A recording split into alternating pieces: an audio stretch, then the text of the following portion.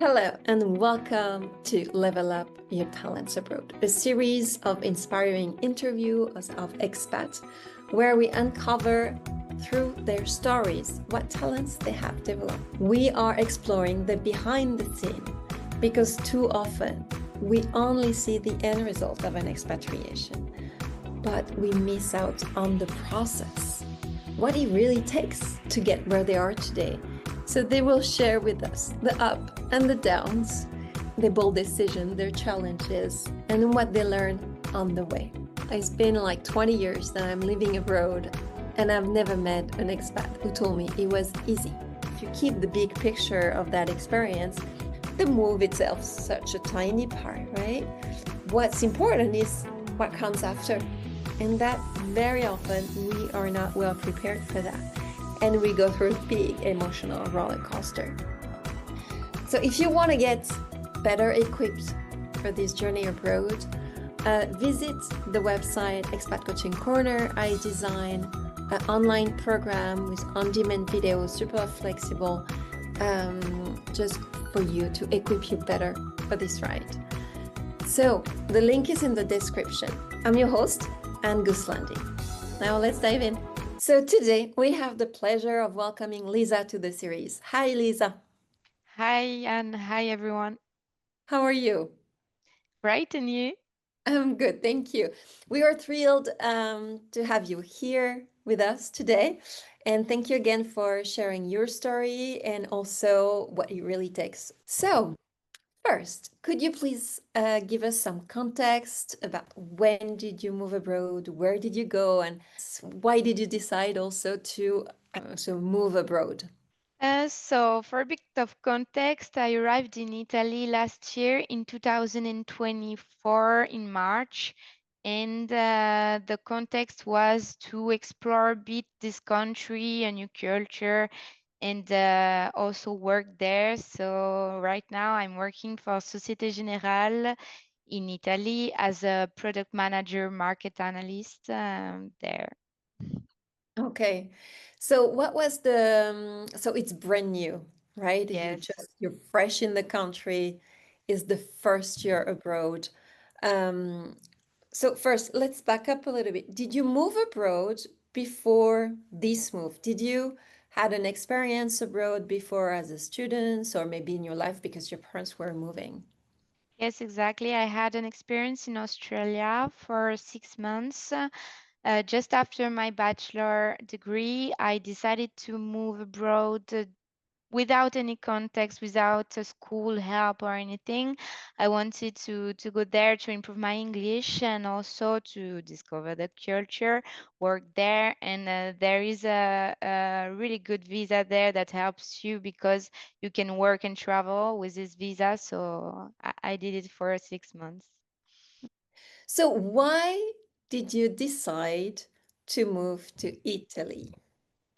I moved in Italy because my origins are Italian. So from my mother, from my father, they're Italian, and I wanted to be more connected with my family history.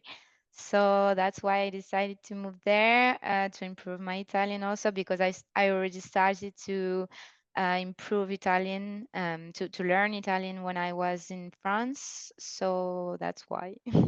Okay. So language are really key for you Yes. in your life, really Yes, important. exactly. As I love to talk, I still learn a new language when I have time. So, yes. Nice, super nice. What was really for you the biggest trigger to go in this country? Let me phrase it differently. Would you have like picture yourself working in Paris like many other students? No, Would have been an option? I did it in apprenticeship for 5 years, but working in Paris, even if I learned a lot, was not really connected with the way I wanted to build my life. So I enjoyed it because I learned a lot. I have learned a lot, but my priorities have changed a bit with the time. And in Paris, you have to involve and dedicate your life to work, from what I've seen. And for me, it's something in the middle that I'm searching for. I want a work-life balance, and Italy is the right place for me for that. We say it's been 1 year now that you're in the country, and Yes. usually between what we have imagined and the reality, there is a gap with the expectations. So, um, could you please tell us more about the reality check? I mean, what was your biggest challenge? What was your nice surprise? I must say that it was better than I expected from Italy because they are very welcoming. I had already friends in Paris that were Italian, and they were not very positive about Milan. But I must say, I was really surprised. I felt welcome really well by the people. I integrated myself very quick, and they are very positive, so it helped me a lot. I can have I can also give an example. At work, I'm not really good for presentation for with our partner and everything, but they helped me because I was hard on myself to present the things with the right words in Italian, but I'm not perfect. I have learned this language, and I put a lot of pressure on me. But when it happened to present something to them, even if I didn't want it to, they said it's your work. You have to present it because you work hard on this project, and we want to put you on the lights of what you did. And if you make mistakes with the language, you just have to tell yourself that it's not. It's a pleasure for us that you speak Italian, even if it's wrong. If you make mistakes, it's for us. It's something really good because you have learned something from us, and you're trying. That's all that matters. So they were really positive, and they helped me a lot to overcome the difficulties that I could have inside about the language, about some fears. Yeah, we all go through these fears. When you have Exactly. to speak up and express yourself and you're looking for the right words and you want to convey the right thing. Exactly, and be perfect, because I was thinking if I make mistakes, it's not professional, which is really wrong because it's not linked. I can be still professional and make mistakes because it's not my language. So I mean, that's exactly the purpose of this series is level up your talents. It doesn't mean perfection, doesn't mean like you're going to be expert in something. It means like with this experience, you build on like exactly, talents, skills, soft skills, and you really go through the fear and really make it happen. So exactly, it's nice. It's a really nice environment to have people welcoming the difference, welcoming, okay, it's not perfect, but she did a really good job, and she has to present it like I think it's brilliant, to be honest. yes. Um, so the next question about living the cultural differences, like it's been a year, you've been there, and what is the impact on you now of the local culture, um, the way of living, the way of working? How did you change? Like having the mix of culture within you, how did you change your behavior? I have to say that I didn't change, but I just accepted this part of me because I was a bit already like this before, like this dolce vita we are talking about when we speak about Italy. It helped me to be less stressed to be in Italy. It have helped me. Um, I am really stressed and anxious as a nature, but Italians take it easy all the time. So there is nothing you cannot overcome when you speak with them, and my life changed because I'm really less anxious than before. I try more, I explore more, I take the time to do the things I didn't have time to do before, try new things also on my private life. I now I go to the trekking on the mountains. I started to dance also, salsa, pole dance. I did so many new things. So I been out of my comfort zone, and I have to thank Italy for that. Really nice. So what I'm hearing here is you are professionally speaking growing a lot in Yes, skills, and also. because you don't have the stress that pulls you down, you really like you are lift up by your environment, but also on the personal side, you could try many, many things without fear, Yes. having more time to yourself, and finally managing the work-life balance. Is that correct? Yes. Yes, and I must add also on the personal, professional side that living abroad help you being more flexible and adapt to the other, because when you learn from another culture, you have to adapt. Nobody communicate the same way. You have to learn how to work with the others, and with Italian it was even harder than with Australians, I must say. Even we are at the same time similar and very different, French and Italian. So Italians, they express a lot of things more Yeah. than Do you have French. do you have a story in mind by chance? Mm, maybe yes. Sometimes, like if you are noisy, like someone is at the phone, speaks loudly. In France, we would be like, "Oh no, it's annoying me." But in the corner, in Italy, it's not like that. They say, "Hey, can you just speak less louder because you're boring, annoying me?" So yes, that's something a bit different. They express a lot what they have in mind, Okay. and I think it's really healthy because you don't come at home frustrated like you can be in France to take everything inside. Like expression is good, and they are very also.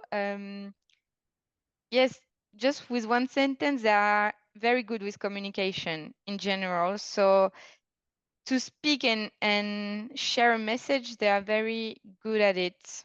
That helped me a lot also on a personal and professional side. At school, they learn more. Um, this is something I've learned from them, that at school, when they grow up with communication, they have to present every work that they are writing. So writing is less explored at school. It's more communication in Italy. So you can see it also on a professional side that it has helped them a lot, because they are not as scared as we are French people to present, to come, to disturb you, not disturb, but when they have to ask you something, they are very confident. It's funny, I didn't know it was within the school system, so really ingrained Yes, when they're they born. grew So, up with it. okay, so the verbal communication is a Yes, lot more developed than the written communication, yes, exactly. which is true. In France, it's a lot of written communication, and I can see also in Switzerland it's the same as well. It's very much written communication, like you have to be perfect on the writing, but the verbal is not worked. I mean, they don't work so much on it.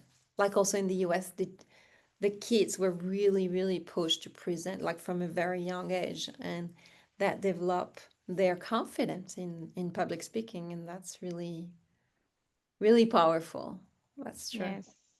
But when you think about it, most of our work time is made of communication, oral and verbal communication, not writing. Like we write mails and stuff, but we exchange most of the time orally. So it's a better way to see the things. I have a question at work in terms of communication, because do people bring the topic within meeting and after they express themselves at the coffee machine? Yes, it also happened, but we also like to talk about other topics when we're at the coffee machine because we have to also release the pressure of the work, and it helps us also to build connection with our colleagues because it's really important in Italy to be really connected with all the team. So yes, we Like, so we you don't spend we time. can speak about the meetings, but it's not the main part of the break we take.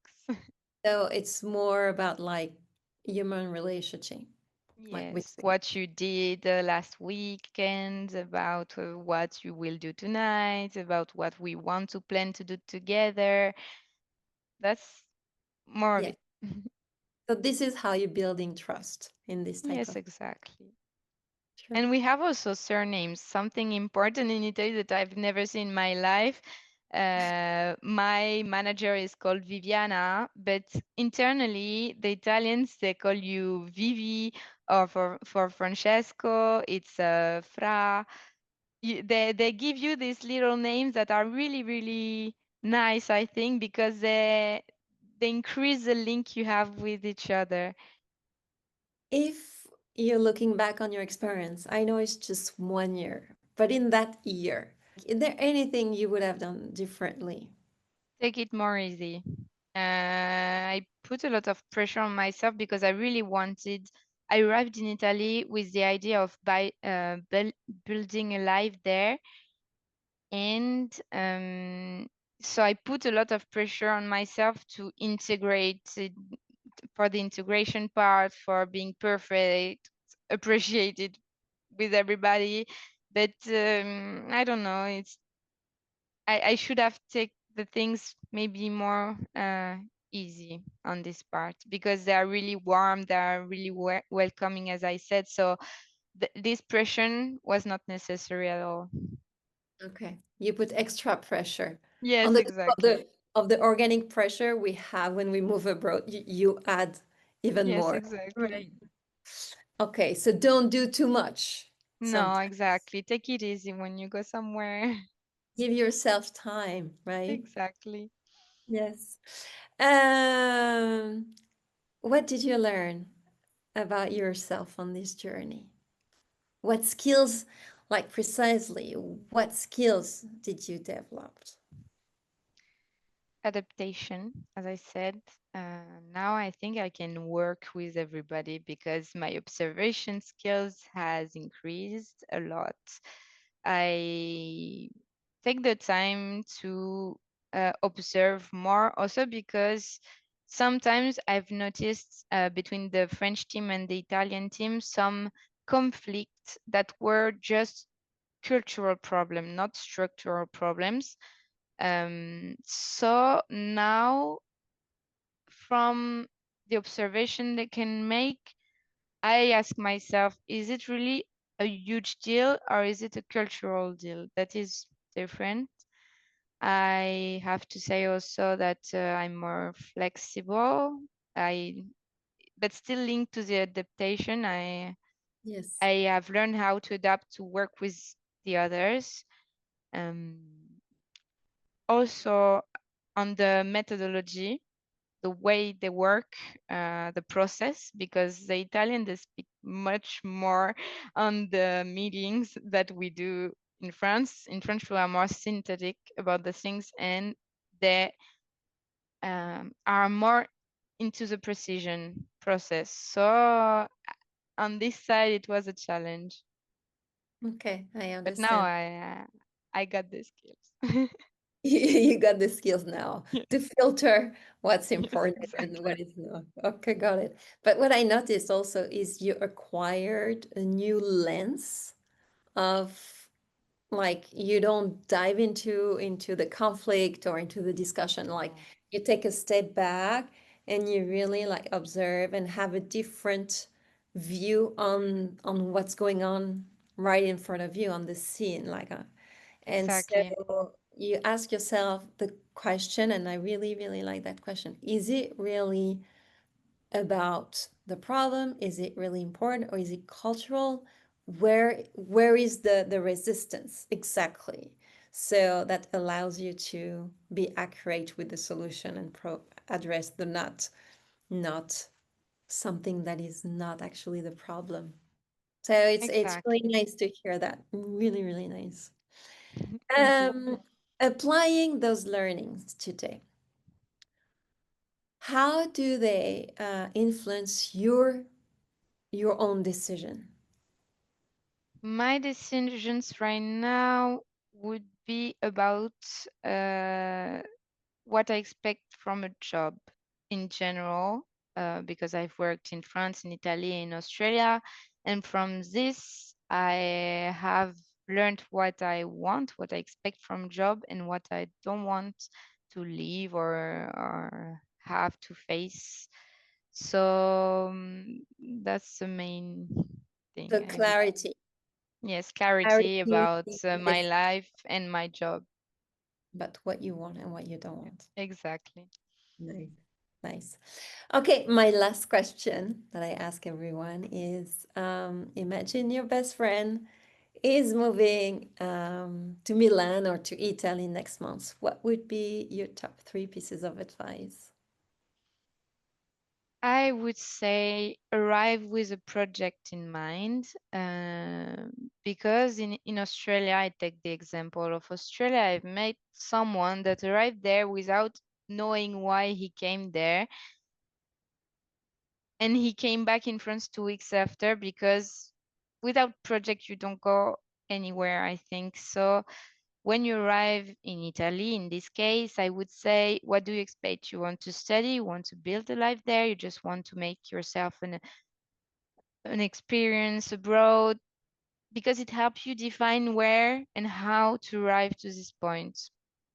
Another point would be to be curious. When you go somewhere, I think it's a choice you make. You choose the country for a reason. So you have to be curious about it.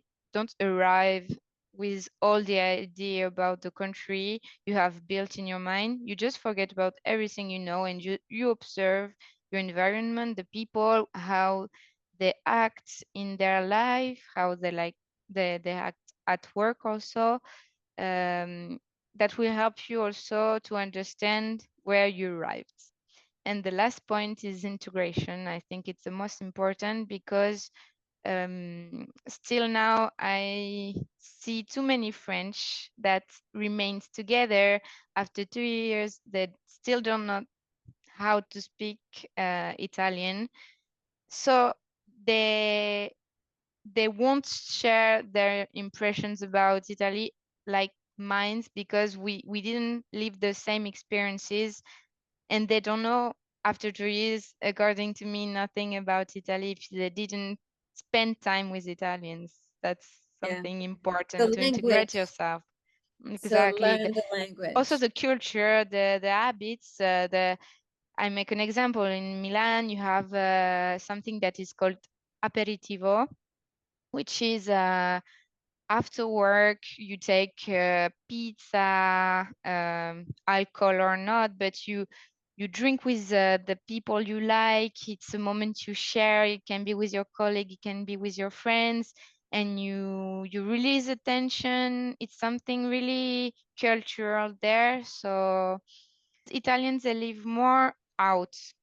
I, as an Outside. example, in France, where we want to see each other, especially in Paris, because the life cost is expensive, we find each other together at the bar, but we just take one drink, small, not expensive, or we go to an apartment to party together, where everybody brings something. In Italy, it's not like that. You can go out, it's not that expensive, and everybody lives on the streets. So it's really warm.